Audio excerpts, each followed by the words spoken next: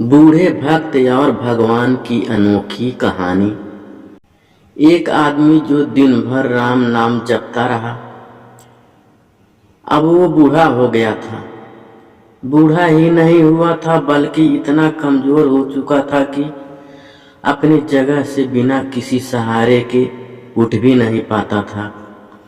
ऐसी स्थिति में भी उसने कभी राम नाम को अपने मन से अलग नहीं होने दिया। वो पूरा दिन मन से राम नाम लेता रहता।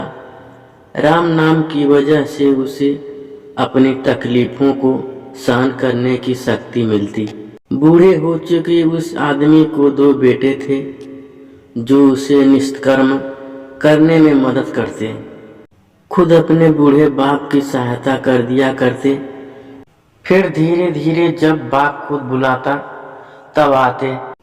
लेकिन जैसे जैसे वक्त बीतता गया तो वो 2-3 बार पुकारने के बाद भी मुश्किल से आते और कभी कभी रात को ना भी आते। अब हालत ऐसी हो चली थी कि अक्सर बूढ़ा बिस्तर गंदा कर दिया करता और जब तक उसके बेटों से सहायता ना मिलती ऐसे ही गंदे बिस्तर में पड़ा रहता। बुढ़ापा बढ़ता जा रहा था, उसकी नजरें कमजोर हो चुकी थी। इतनी बदहाली में भी उस आदमी ने राम नाम का साथ नहीं छोड़ा था। एक बार बूढ़े को नित्य कर्म करना था। उसने आवाज लगाई और अगले पल किसी ने उसका हाथ बड़ी कोमलता से पकड़ा और उसे नित्य कर्म करवाकर उसके बिस्तर पर लिटा दिया। यह अब रोजाना होने लगा। जब भी बूढ़ा आवाज देता अगले ही पल उसकी मदद करने के लिए कोई आता और उसे उसके सारे काम कराकर वहां से चला जाता। नजर कमजोर हो चुकी थी, देखकर बूढ़ा उसे पहचान नहीं पाता था। लेकिन बूढ़ा जानता था कि यह उसके बेटे नहीं हो सकते और वह स्पर्श भी उसके बेटों का नहीं था।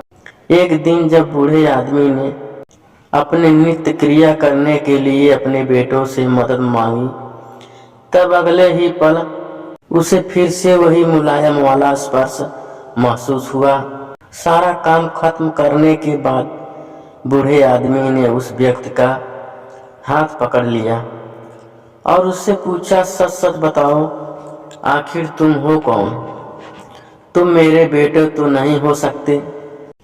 बूढ़े के सवाल के साथ उसके कमरे में बहुत तेज रोशनी हुई और प्रभु ने अपने दिव्य अवतार में वहां पर दर्शन दिए। किसी भी वस्तु को बड़ी मुश्किल से देख पाता था, वही बूढ़ा भगवान के दिव्य रूप को स्पर्श रूप से देखने में समर्थ हो गया। जिस भगवान का नाम वह पूरा जीवन लेता रहा, उसे अपने पास पाकर बूढ़ा उनके चरणों में गिर पड़ा और बोला, भगवान मैं धन्य हो गया जो आपने मुझे साक्षात दर्शन दिए। लेकिन भगवान मैं बहुत शर्मिंदा हूँ क्योंकि मैंने आपसे मेरे नित्य कर्म करवाए।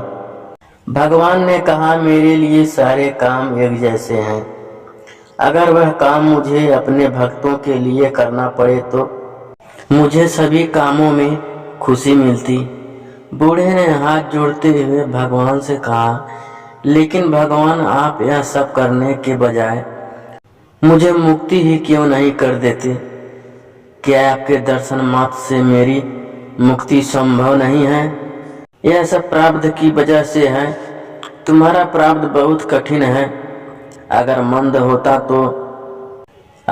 होता तो मेरे दर्शन मात्र से तुम मुक्त हो जाते।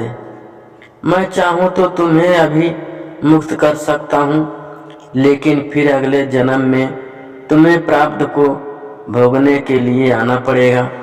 इसीलिए मैं तुम्हें खुद तुम्हारा प्रारब्ध काटकर मुक्त करवाने के लिए सहायता कर रहा हूँ। भगवान ने कहा।